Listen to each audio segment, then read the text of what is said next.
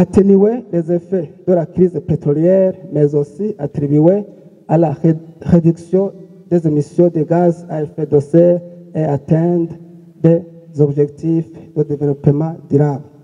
Au Burundi, les défis liés au transport sont nombreux, notamment en raison d'infrastructures routières limitées et la qualité d'insuffisance du carburant, etc. On va voir d'abord les réseaux sociaux. Les réseaux sociaux sont des routes se classent en différentes catégories. Il y a des routes nationales, il y a des routes provinciales, il y a des routes nationales, etc.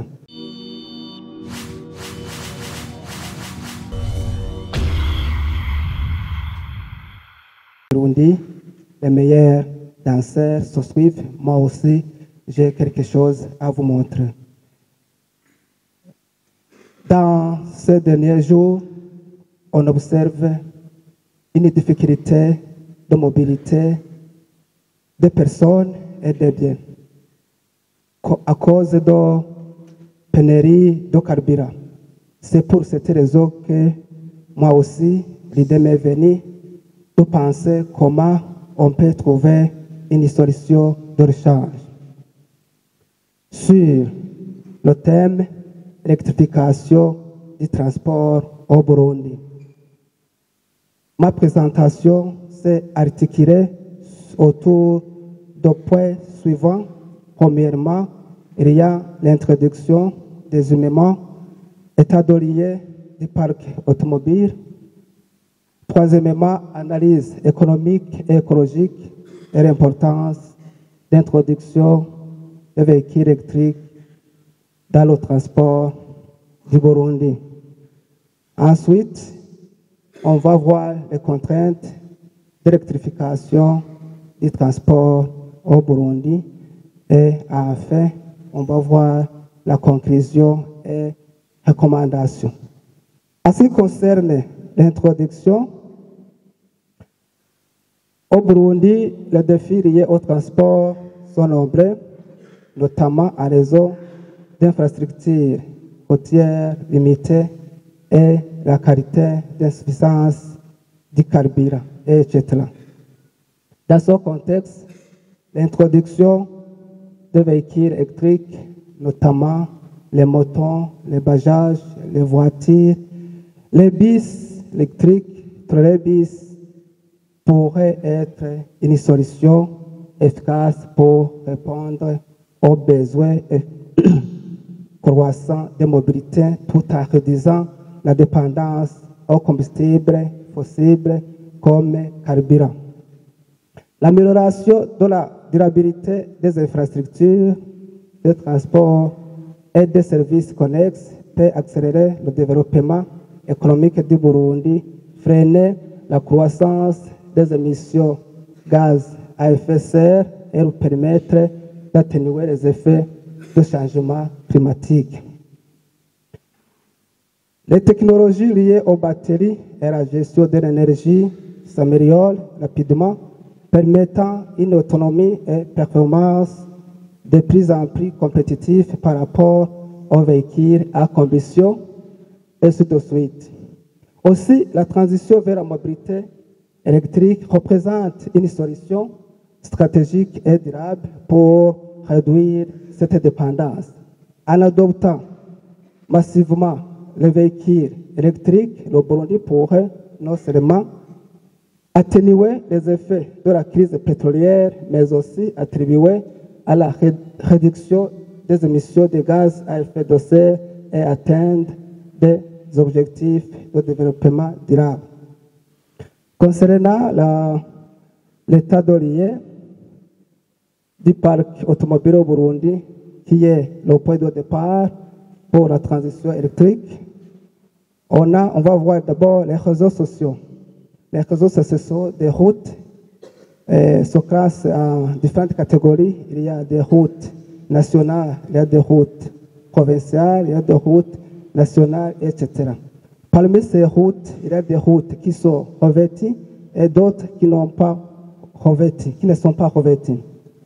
Je vais vous montrer quelques-unes Sur le tableau, vous voyez la longueur des routes nationales qui sont revêties et non revêties jusqu'à la fin.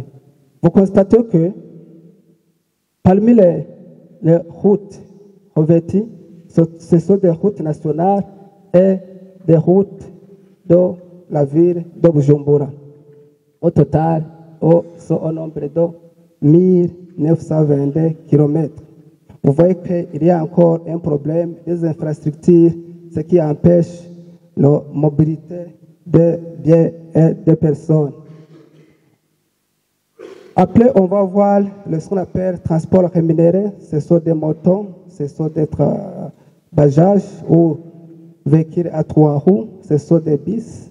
Mais dans notre pays, on va voir la croissance urbaine, surtout dans la ville de Bujumbura et les grands centres urbains, est caractérisée par un étalement urbain avec des quartiers périphériques non desservis par le transport public, ce qui favorise le développement du transport mené par des véhicules à des roues, c'est-à-dire motos et bajages, faute des infrastructures. C'est-à-dire, le développement de ces moyens de transport, moto, bajaj, est donc la conséquence de l'offre d'infrastructures routières et de transport public qui ne suit pas l'évolution de la demande de mobilité. Cette insuffisance de l'offre d'infrastructures a aussi comme conséquence la congestion dans la ville de Bujumbura, l'augmentation des risques des accidents et l'entrave à la mobilité de la population. Comme la caractéristique du parc automobile au Burundi est composée de, comme je viens de le dire, des motos, des bajages, des bus, comme vous le voyez devant vous. Maintenant, je vais vous montrer un tableau qui montre la répartition du parc automobile par tranche d'âge pour automobiles nouvellement immatriculés en 2023. Vous voyez ici, quand vous regardez le tableau, vous trouvez ici que un grand nombre de véhicules de moins de 5 ans est composé de motos et tricycles. Vous voyez ici. Et encore, pour les véhicules de 10 à 14, ce sont les autres tranches. C'est-à-dire, on remarque que parmi les tranches de moins de 5, les motos tricycles sont plus nombreux, tandis que parmi les tranches de 10 à 14, les plus nombreux sont des véhicules particuliers, ce qui ne favorise pas un grand nombre de mobilités de personnes, puisque ce sont des véhicules individuels.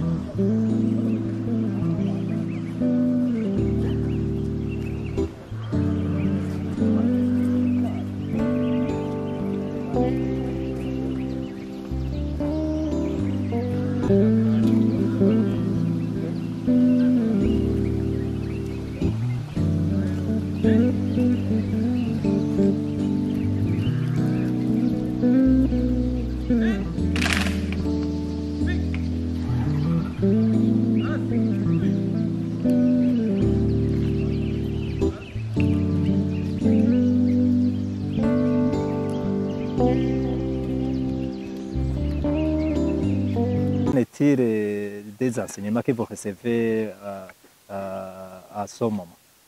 Bon, en tant que première promotion de l'ISCAM, j'ai envie de revenir pour étudier parce que j'ai soif, j'ai vu que la matière évolue avec le temps.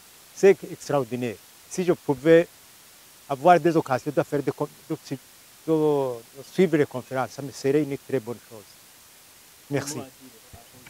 Aux jeunes, je ne fais que les encourager. J'encourage les jeunes à venir se faire inscrire à l'ISCAM, si possible. Quand je vois les potentialités que je viens de voir aujourd'hui dans les exposés, oh, c'est impeccable. Et quelles seraient les activités prévues au cours de cette semaine et quelles sont les activités déjà réalisées par l'ISCAM au cours de ces 50 ans? Merci. Cette semaine est appelée semaine scientifique, culturelle et sportive. Au niveau scientifique, ce sont ces exposés qui sont faits par des professeurs des universités dans les domaines variés. Au niveau culturel, nous essayons d'enseigner aux jeunes candidats officiers ce qui a fait l'histoire du Burundi, notamment comment le Burundi était organisé avant. Et au niveau sportif, nous essayons d'organiser des sports interpromotions d'abord pour les fraterniser, les différentes promotions. Et nous invitons les autres universités partenaires pour essayer de cultiver l'amour, la cohésion entre les universités et se faire connaître quand même. En fait, de détecter les talents de nos joueurs qui sont par après utilisés dans les clubs comme Muzinga, qui est le club de l'FDNB. Oui, est-ce que vous êtes fier des activités déjà réalisées au cours de 50 ans? Nous sommes très fiers d'abord, parce que c'est l'unique université militaire qui est au pays. Vous savez, vous aussi, ce que l'armée a déjà fait pour le pays, ce qu'elle est en train de faire, c'est grâce à cet institut. Partout au pays, les ressortissants d'ici sont là, même en dehors du pays. Vous savez ce que notre armée fait dans des pays qui en ont besoin, dans des pays qui ont des problèmes sécuritaires. C'est l'armée qui est déployée et en tête, ce sont les officiers qui sont ressortis de l'institut. Au niveau de la formation, cet institut enregistre combien de lauréats? Au niveau de la formation, durant les 50 ans d'abord, il a déjà 4800 officiers sont sortis d'ici, il y a 50 ans. Et pour le moment, nous avons dans notre institut autour de 800 candidats officiers qui sont encore ici, qui se relèvent d'année en année. Dans les 50 ans, vous n'êtes pas rosé. Qu'est-ce que les défis rencontrés et quelles sont les perspectives d'avenir? Les défis rencontrés sont là, comme tout autre institut. Notamment, il y a des fois où on manque de professeurs on est obligé de rechercher ailleurs, et avec des retards des années académiques. Et des fois, il peut y avoir des rentrées d'acquisition de moyens, tant financiers que au niveau de véhicules. Mais chaque fois, tous ces problèmes sont résolus par le recommandement. mu gisubira mu kirundi Ni ibihumbi 4,8 nibo bamaze gusohoka ngaha muri iyo myaka 50. Je vous ai dit qu'au niveau des perspectives d'avenir, l'ISCAM n'est pas isolé de reste du pays. Nous suivons le programme du pays, quand même dans le domaine qui nous concerne, avec la vision 40-60. Nous allons faire ce qui est à notre charge, notamment la sécurité, la sécurisation des institutions pour qu'ils puissent faire ce qu'ils ont programmé. Et en plus, nous avons d'autres connaissances, notamment dans le domaine de la technologie, que nous allons mettre à disposition du pays pour que le pays les utilise.